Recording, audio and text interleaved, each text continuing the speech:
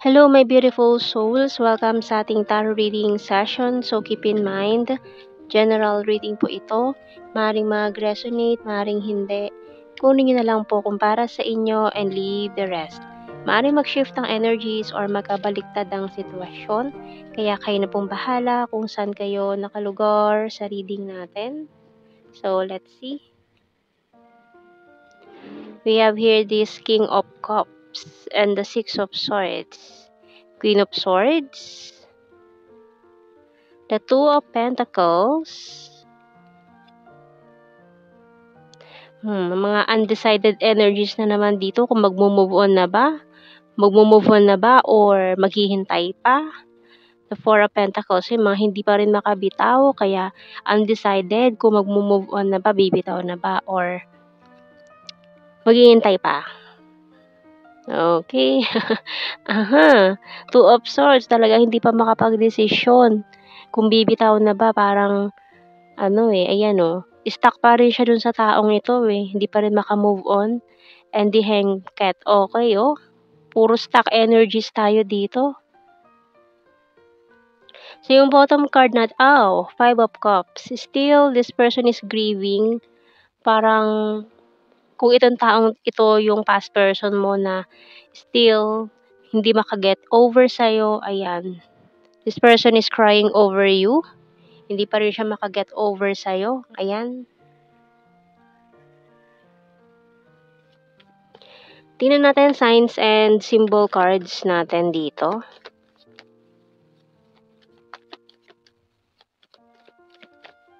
We have here the bonfire. Ito isa sa mga pinagsisisihan niya kung bakit kayo nagkaroon ng separation. Itong bonfire energy na to. Mari natukso siya sa ibang tao before na pinagsisisihan niya ng bonggang-bongga. Parang laro-laro lang sa kanya or natukso lang talaga siya. Ganon, parang sinasabi niya dito, hindi niya alam yung ginagawa niya, lasing siya ng mga araw or panahon na yon, kaya nangyari yon. Ayan. Butterfly. So, it's a big change na mangyayari dito talaga, na talagang this person is feeling sorry na nangyari yon. Talagang matinding, yun sa kanya, lesson learned. Ayan. So, we have the snail and knife. So, masakit talaga ito mga nangyaring ito. Ang bagal ng energy, pero maring ikaw, you're still waiting for this person. Pero this person is talaga naman, nakatingin pa rin siya sa'yo, nagmamasid-masid. Kung okay ka na ba? Ano bang gawa mo ngayon? Curious pa rin siya sa nangyayari sa buhay mo. We have the ground. Talagang pakiramdam niya, para siyang lumagapak sa lupa. So, tingnan natin, anong message ng ating archangels?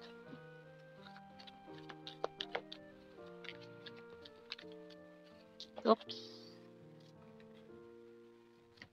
So we have here Life Review by Archangel Jeremiel.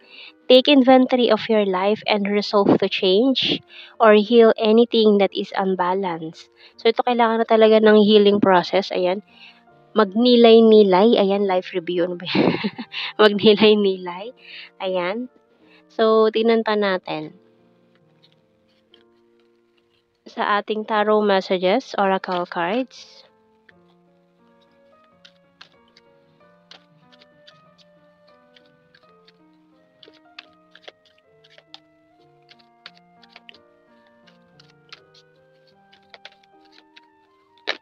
Parang nadala lang daw siya Parang may mga sulsulan din na nangyari dito. Peer pressure.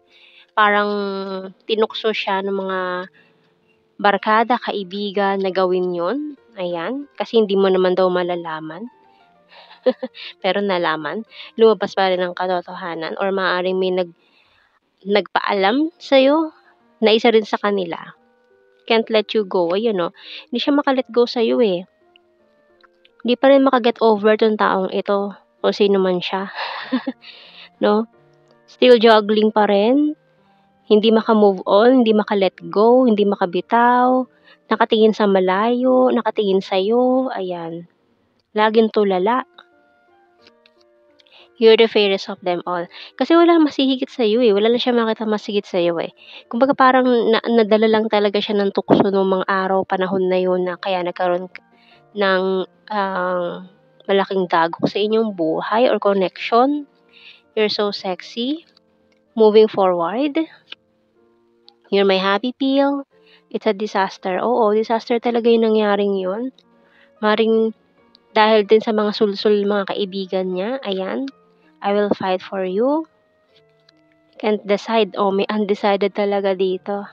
Bottom card, I need to achieve my goals. So, ito na lang muna ang pinagtutuunan ng pansin. Mga goals in life.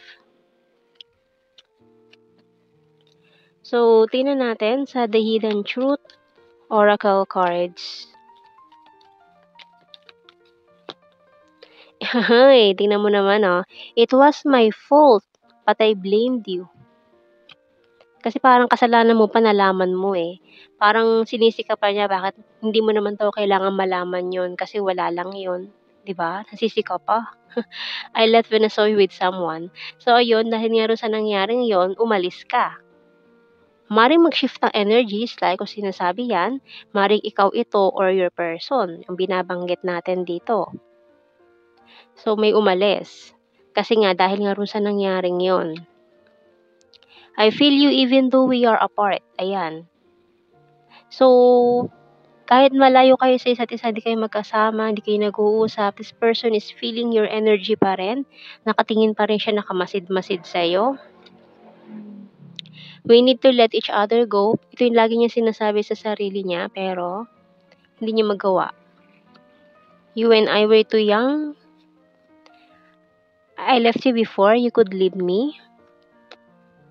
I'm starting to understand our connection. And so many things remind me of you. Hindi ka pa rin talaga makalimutan nitong taong ito. I wish things could be different. So parang sinasabi niya na sana in the snap of isang snap lang okay na lahat, isang ganyan lang okay na. Sana ganun daw. Yun ang iniisip niya na sana hindi ganito yung sitwasyon na okay sana. Ayan. Oops. At lumipad siya. At nagpakita, I'm talking to you telepathically. So, this person is sending messages. Maaaring nare-receive mo ito through your dreams. Ayan. So, gusto niyan talagang lumipad. So, diyan ka na lang, ha? Tingnan natin sa initials.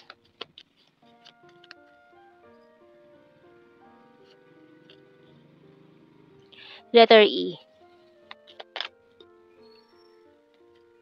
V. F.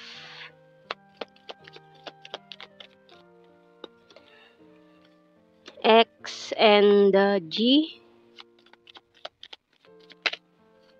Letter D.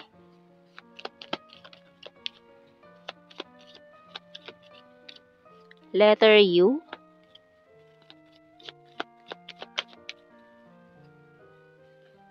Letter O. T.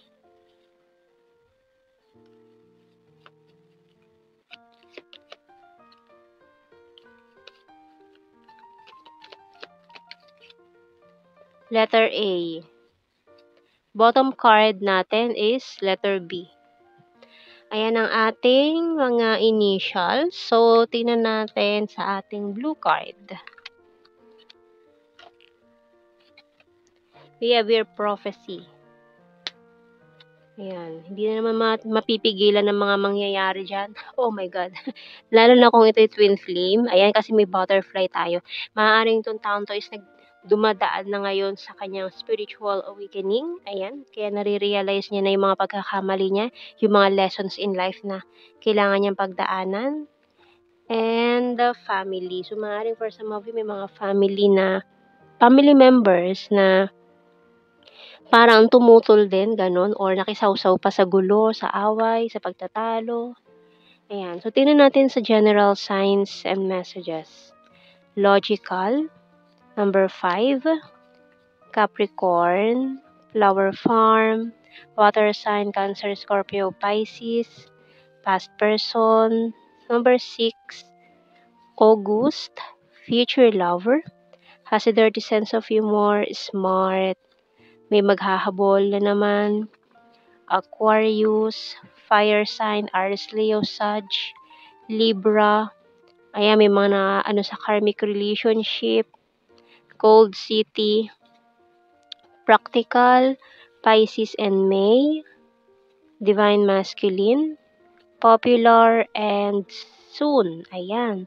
So, yan ang ating reading, my beautiful souls. Thank you for watching. Take care and God bless.